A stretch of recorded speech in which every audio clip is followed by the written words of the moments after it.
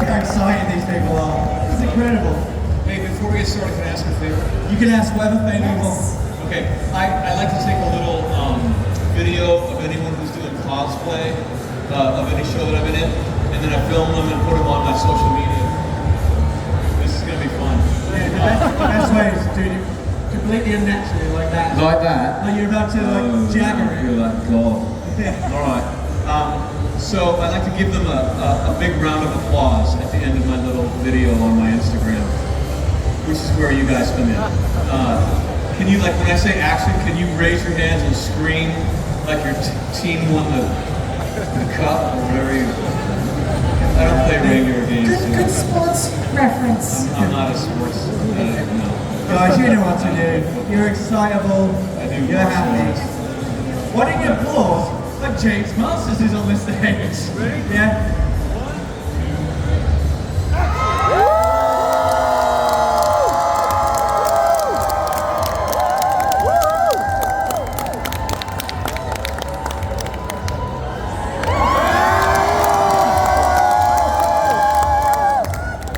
I love how you just took direction with no effort, and also you all started to stop and went, no, we'll go again. Absolute professionals. We love you. Oh, yeah. Welcome to Brussels. First time? No, I think it's like my third time. Oh, nice. I love Brussels. Yeah. Like, Brussels, the people of Brussels, there's a lightness, there's a humor, there's a fun in Brussels, which I think comes from not being too arrogant. I was talking to some people online, and like, I'm from the US, so I know about arrogant people. And it's really annoying, you know? And it really keeps, I think, people from being very happy very much. And in Brussels, people are just kind of, when I say humble, I mean kind of wise, in that if you don't take yourself too seriously, life can be fun. You guys know what I'm talking about, right? Yeah, so like, I'm a goofball. I do not take myself seriously. Like, I'm an actor, so I'm like basically a clown, a professional clown. So there's no reason to take myself seriously. So when I come to Brussels, I'm like, oh, I fit in here. Yeah. Brussels by nature. What? Brussels by nature. There you go, exactly, yeah. That's good. I mean, I guess you're kind of used to this level of reception now. Do you do a lot of comms? Do you do a lot of stuff? Yeah, it sounds like I'm taking myself seriously. Yeah, used to it. Actually, yeah, and now at the actor studio, I don't take myself seriously. Cross legs. Yeah. No, it used to kind of freak me out to have this much attention. Yeah, and then I realized that I was just really lucky to be part of a show that touched the nerve of the world. But that was just a show, like a game-changing show. Yeah. But the thing is, I didn't make that show. I was in that show. I think we can argue you somewhat made the show. No. I used to direct. I used to produce. I used to do that, and I did not do that on Buffy. I stood on tape, and I said the lines that were written for me. I said them very well. But I mean, that's not the same thing as making that show. Yeah. And so the way that I kind of deal with everyone being excited to see me is that I'm representing a show that I was really lucky to be on, that was really well made. Yeah. Yeah, I mean, again though, like, this sort of thing, obviously, when we started, was probably, you would never have imagined, like, I knew. You knew. I Tell did, us, actually, how did you yeah. know? How did you know? I was a Star Trek fan. Like, I was coming to conventions when I was 13 years old, dressed as Spock. Right? And now we I have photos. I had no photographs of that. No way. Because, like, I had the perfect tunic, I had my phaser, I had pointed ears, I had a big blonde afro because I couldn't control my hair. But Long afro spot. It's a great, right? that's why there are no pictures of that. But like I just remember being 13 years old, and all of these women wanted to talk with me because I had the coolest phaser at the con. Yeah, that's how they say it, don't they? Yeah. It's not anything but having the coolest phaser. Right. James Marsters, what a great phaser. That's what they say. So what were we talking about? You knew. Oh yeah. So like I watched this is the OG Star Trek, like, because I'm old, right? This is like way before all the other Star Trek. And I watched those episodes 10, 15, 20 times. I watched them when I knew what the dialogue was. I watched them when I knew what the plot was going to be. But there was something about that world that I kept wanting to go back to, even when I knew what was going to happen. And I think the reason for that is that Star Trek was selling hope. It was selling the idea that we might grow up as a species, we might actually start treating each other well, and we might survive ourselves. And that drew me back over and over again. And I remember thinking while we were filming Buffy that we might be creating a world that is really delightful enough that people are going to want to go back to even when they know what's going to happen. Yeah. And I remember it's like 2 o'clock in the morning. I love conventions. It's like a dinosaur for no reason. That's a real comment. Because, you know, so it's like late at night. It's like 2 o'clock in the morning, and I go up to the Buffy cast and I'm like, guys, we may be talking about this scene for the rest of our lives. Does anyone want coffee? And they were like, shut up, James, we're tired. I was like, all right. I told you so. Yeah. Do you remember what scene? No. All of them. But I mean, that's the other thing with Buffy. Not just fans. Like you knew the inside out of Star Trek. People know Buffy like the back of their hands. It's such a it became a studied show because you changed TV formats and stuff like that. It became the model for all Netflix and everything like that. That sort of season arc with a creature of the week. Nothing like that existed in my memory until you just came along. And that is incredible. Yeah, it was one of the first shows to tell a long story arc as opposed to one individual, you know, encapsulated story for every episode. Yeah. But also at the same time, like completely reflected youth culture of that era in a way that had never been seen before. I think that's what the longevity is. Yeah, you know, this is one of the secrets of the writing of Buffy. This is why it connects so well, is because the writers were being asked to come up with their worst day. Like the day that they don't talk about, or the day that keeps them up at night, when they really hurt somebody, or when they really got hurt. And then slap metaphorical fangs on top of that dark secret and tell the whole world. I love that. Yeah, it was an act of vulnerability and courage from some really good writers. And what it means is that Buffy is not a show that is telling people, it's not a bunch of LA writers telling other people how to live their lives. It's just human beings saying, hey man, this sucked for me. Back when I was in college, this happened to me, and this was horrible. Does anybody else, am I alone? Did anyone else go through something like that? Yeah. When you obviously found out, were you approached for the role, or did you audition for it? At what point did you read the script and see this part and go, this is going to be kind of something big? Because you were season 2, am I right? Yeah. So you sort of knew of the show before, or were you cold? Kind of. Like, I came down to Los Angeles about 6 months prior, and I had told my agent that I would take anything, that I was not proud. I didn't come down to Los Angeles to prove that I was a good actor. I already did that in theater. I didn't care about getting a little golden statue or something. I was here to feed my family. Because I had a son, and I was a theater actor, and you don't make enough money to be a dad if you're in theater. And so I came down here to prostitute myself, I told them. And I was like, I'll be the new Alf. Like, I'll be Urkel. I don't care. I need money. And my agent was like, oh, I love you. You know, we're gonna make money. And so then they called me up and said, you want to audition for Buffy the Vampire Slayer? I was like, no, I saw the movie. Horrible. But then they said, this is a television show, it's different, and it's very good. Why don't you watch it? It's on tonight. Why don't you watch it and call us back? And I watched 15 minutes of it, and I called them back. I was like, holy shit, this is amazing. Get me on right now. But apparently they had been looking for a Spike for like 6 months, and they hadn't found anybody, and they were 3 days away from shooting. And they had no one, so they scraped the bottom of the barrel. Seriously, like calling everybody, and then they found me. Again, I know this is the same with all these sorts of shows, but that role is so yours.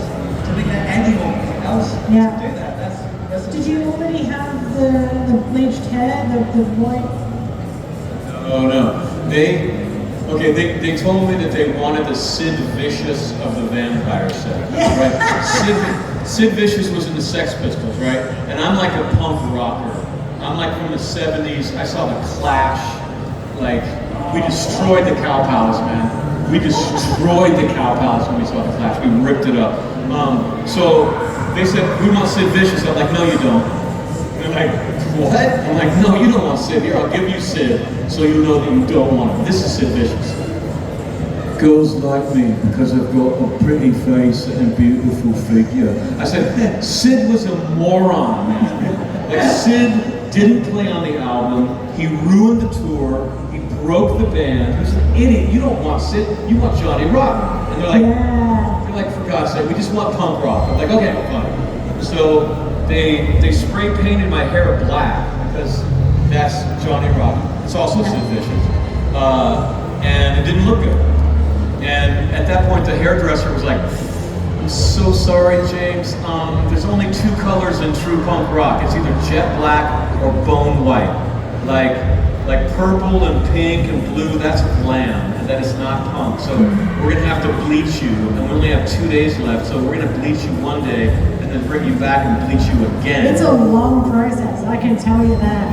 Yeah. Right, so that, the first one hurt a little bit, the second one the next day, that hurt bad. Right on the scalp? Wow, yeah, that was not fun. Yeah. That Suffered was for your art. what? You suffered for your art. I did, yeah. We bleached it every 8 days. Wow. Yeah. So your hair was nice and soft? The hair was fine, but the scalp. I was gonna say, yeah, it's like dandruff if it peels. Oh yeah, it just Yeah. comes off of the comb like. Yeah, it's like having a sunburn on your head. Yeah. But like on the bottle it says, only use this every 6 weeks. It is not safe to use more often than that. And I'm playing a vampire, and a vampire's hair does not grow because you're dead. So you can't have roots. So every 8 days we're pouring bleach on top of the blisters from the last week's bleaching for like 9 months. At any point are you like, oh, she just got a wig? No. And just thinking, oh, I wish I was the new Alf. No, I look good, man. I do. I look good. Imagine blonde Alf. Yeah, I'm a blonde out. That's gonna be amazing. You love eating cats. I love that you loved punk rock before you took that role. So that, because like obviously that is such a part of the character. Yeah. So you were completely into it beforehand. Oh yeah. Is that your scene? Yeah. I mean, yeah, Sex Pistols, Dead Kennedys, you know, Blondie, but they sold out. They're still good. Yeah. You know, yeah, all the OG stuff, man. Clash.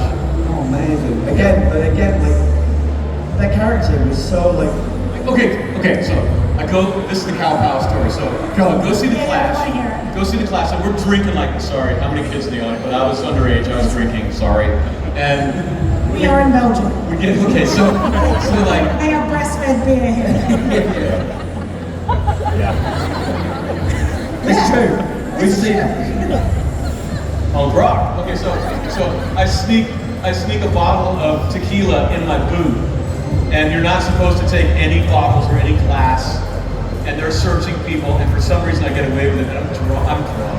And we go up into the mezzanine, and I remember like starting to fall asleep, and the Dead Kennedys are warming up, and Jello Biafra is naked and bouncing around the stage, and I'm kind of like blearily kind of remembering this as if in a dream, and my friend goes, dude, give me your hand. And I put out my hand, he like puts like all of these white pills in my hand. They were caffeine pills called Vibrant. And I took like 10 of them. And then slipped and then passed out again. And then I remember this voice goes, and now the Clash. And the whole place just erupts, and I wake up, and all the caffeine comes in my system, and I'm like, what? Like that, and we're jamming, and I turn to my friend, and I'm like, because like we're up in the mezzanine, but the main floor, there's no seating, it's just people standing, and we're pogoing, which is like the precursor to the mosh pit. So in pogoing, you just basically, you're jumping up and down, right? But half the audience is jumping this way, and half the audience is jumping that way, and down the middle is like a mosh pit, and it's violent. And so I turn to my friend, and I'm like, I'm gonna give my bottle to the band, man. And he's like, no, you're not. Shut up. Sit down, James. Yeah. And you know what I'm doing? I'm going down the middle to get there. James, stop. And I leap up, and I go right down the middle, and I get pelted. I am like bloody by the time I get to the front, and I get within 5, and I take it out of my boot, and I chuck it up on the stage, and Joe Strummer is counting off, and he goes, 1, 2, 3, what? Because Joe thinks that they're about to get like 100 bottles. Because in punk rock, sometimes they just start chucking bottles at you. In fact, the Pistols often played in a cage, so they wouldn't get killed. And so Joe was pissed off, but then he looks at his feet and it's a full bottle. And he's like, and there's no other bottles coming. He's like, hey, all right. So he picks it up, takes a swig, and then throws it around the band, and they all take a swig. And he goes, who did that? And like little 17-year-old or 16-year-old Jimmy Marsters goes, me. Just a spot. Yeah, and he goes, thanks, mate, and boom, goes into like, I don't know, one of the songs. And I think that I am the best friend of the band. So I go backstage, and I make it that far backstage, and 2 huge guys chuck me out into the rain. Wow. Best night of my life. Yeah. So what you're saying is, next Comic-Con, if anyone wants to talk to you, they should come up and put a full bottle of booze. That's your life now, just tequila coming at you everywhere. That's one of the coolest stories I've ever heard, by the way. Fucking amazing. Have you met Johnny Rotten since you did Spike? No, man. No, I did wonder if you've ever had that crossover. Yeah. Johnny Lydon. What will he say? Oh, right, he'll say, you're that television vampire, aren't you? Well, he's selling butter in the UK at the moment. So. I don't think he's had it on such a high horse anymore. Maybe we get along. Yeah. Guys, we are going to open the floor to questions, because otherwise I'm going to talk about punk rock for about 10 hours. So you've got a question, hand up. Guys, you can ask me anything that you want. Like, try to embarrass me. I dare you. Jonathan Thomason, so I'm going to let you do the first question now. I'll find out where the other mic is. Hang on.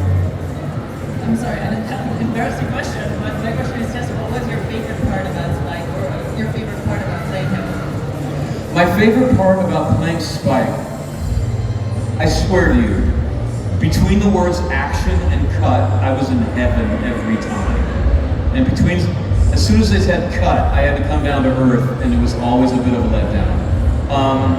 But I will say, one of the sweetest things was slagging off Buffy or Angel. Like, most of the other actors, like if you're playing a secondary role in any television show, most of your lines are, what do we do now, Buffy?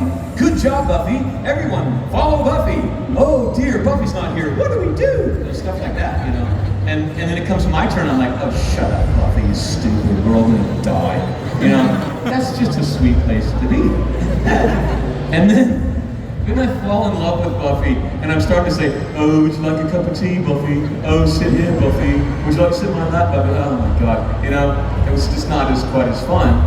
And then I go over on Angel, and I'm like, oh man, I'm gonna ruin his day every day. So yeah, it was kind of being the side character, like a different kind of side character that doesn't have to be nice. Yeah. That's right. Thomas is in the crowd, so yeah, we'll get around, don't worry. Hi.